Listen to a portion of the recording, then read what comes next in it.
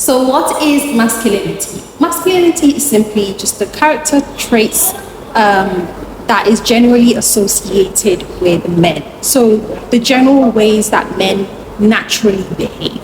That is what masculinity is. Just like femininity is just the characters, the traits, the qualities that women generally possess, right? Like if you were to take a group of women, you will find some common behaviors between them. That's what femininity is. And same with men, masculinity. If you take a group of men, you have certain qualities that is just common between most of them. So that is what we're talking about when we say masculinity.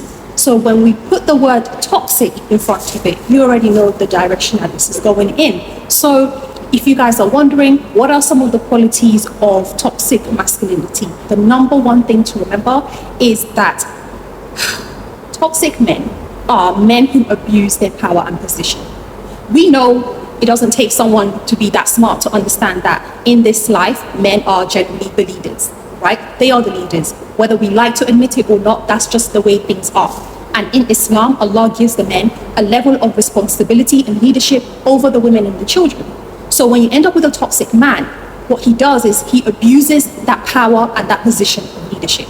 Any man who abuses his power of leadership or the right to lead, and when those specific behaviors tend to repeat themselves and then people begin to share it on social media so other young men who are coming up can become like that, we end up with the phrase that we now have of toxic masculinity, which is a shame that we even have to come up with such things, because really what we should be trying to do is raise the next generation to be men who are going to be responsible, men who are going to be kind, men who will learn great leadership skills in terms of how to manage their homes, manage their families, protect and provide. All these good qualities are the things that we should be inspiring our young men to do. Unfortunately, that's not quite what's happening these days. So, like I said before, one of the main qualities of toxic masculinity is when a man abuses his position of power. So this man could be a father, he could be a husband, he may be the first son in the family, whoever he is.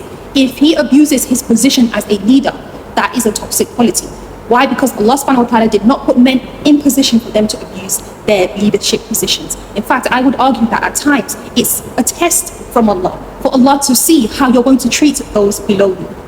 Guys, if you know the seerah of the Prophet Muhammad sallallahu alaihi wasallam, and you know the story of Umar and how, what a fighter he was, and interestingly, when he became the leaders of the believers after the Prophet Muhammad sallallahu alaihi wasallam had passed away, he became so much more gentle and so much more soft. And that is because of the fear of Allah. And that is what Islam does to your heart, is that it changes your heart.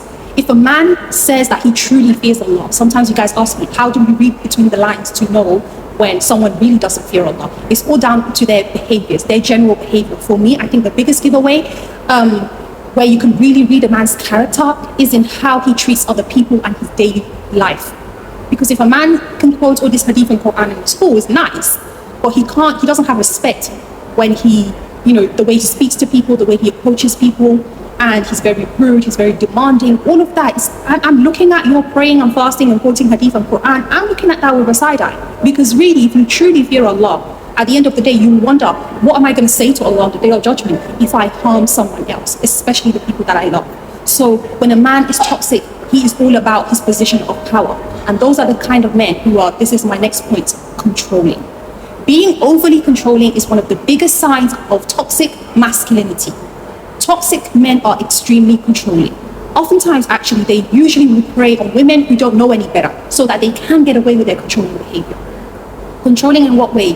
They may be very verbally abusive, maybe physically abusive. They might be emotionally manipulative. A lot of the list on the narcissistic list, if you haven't watched my videos about, the narcissistic Muslim man, a lot of those behaviors are the type of behaviors that toxic men display. And they absolutely hate to be challenged. As far as they are concerned, they have branded themselves as the smarter species. It's the smarter species as far as they are concerned, because they've been given that degree and level of responsibility over women and children. They think that it means that they are the better sex, as in whether you're male or female. They think they are the better sex, and therefore they have a right to overrule everything. They see people who are under them as people that they own. So you are my wife and I own you. You are my child and I own you.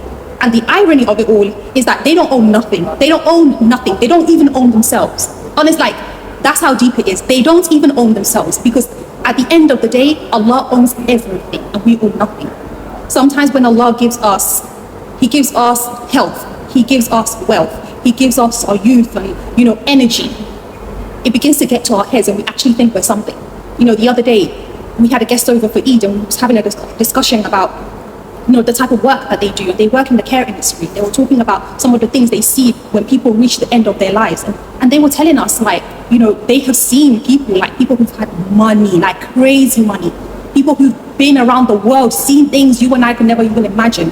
And they are like, if you see the way they end, if you see them, if someone doesn't change their nappy, they will soil themselves. And that's the end of that person who was arrogant, who was proud, and I am the big I am, you must do what I say. At the end of the day, sisters, if we want peace of mind in our homes, in our marriages, it's very important that you get with a man who has a heart who can actually care for you. Because one of the damages that toxic masculinity produces is men who are extremely hard-hearted, because men can't cry. How dare you cry? Stop crying is the things we tell boys. Stop crying, be a man. Whilst men need to have courage, and courage doesn't mean the absence of fear. Courage means doing the right thing despite the fear. And so we shouldn't deter our boys from having emotions, because this is how they end up being men who literally don't feel. And when your heart is so hard and you don't feel, of course you're going to feel entitled. Of course you're going to control other people. Of course you're going to suffocate your family members, all under the guise of, I'm only trying to protect. Because unfortunately, this is what a lot of these toxic men do. On the outside, let's say for example, if a man is choking his wife, not physically, but in such a way, he's not giving her room to breathe, and then they have a third party coming, his response is, I'm only trying to protect my wife. It's a very dangerous place out there. Now, it may actually be a very dangerous place, or maybe you're just paranoid. Because that's also one of the characteristics of toxic masculinity, is men who are extremely jealous, extremely paranoid. We'll get to some of these things. And so the people under them just feel like, it's almost like they can't breathe. They have to walk on eggshells. And no real healthy man would ever want the people that he loves to ever feel like they have to walk on eggshells under them. If your husband makes you feel choked, but at the end of the day, he cares and he loves you, and if you ever tell him that you make me feel, I don't feel free around you, I can't be myself, and it actually affects his emotions, then maybe he's not as toxic as you like to think. Because the real toxic men, they don't care how they make you feel. Your feelings is irrelevant. This is one of the biggest things. Your feelings are irrelevant. They will do whatever they're going to do regardless of how it makes you feel. And this is what I'm talking about when I say the heart becomes hard and there is no emotion, and they somehow think this is what a man is supposed to be. A man is supposed to be this rock hard person, have a thick voice, and all of these ideas that we have about what a man is supposed to be. They just take it to the next level and they think that makes them men. I laugh sometimes when I see some of these young men out there these days. Everyone's growing a beard, and I don't know, it makes them feel more masculine. And that's great. It's also not to also grow a beard, but it's like there's more to being a man than just growing beards and having a deep voice and telling everybody else what to do and choking everyone with controlling behavior. I think it can be hard for a woman to teach a man how to be a man, which is why I think it's very important that we have the healthy men actually step up and nurture the younger men in a positive way, so they can grow up to be positive people, to know how to navigate around manhood correctly, so that we don't have the next generation suffering problems that this generation is also suffering from. So controlling is something you should definitely look out for. Toxic men are extremely controlling.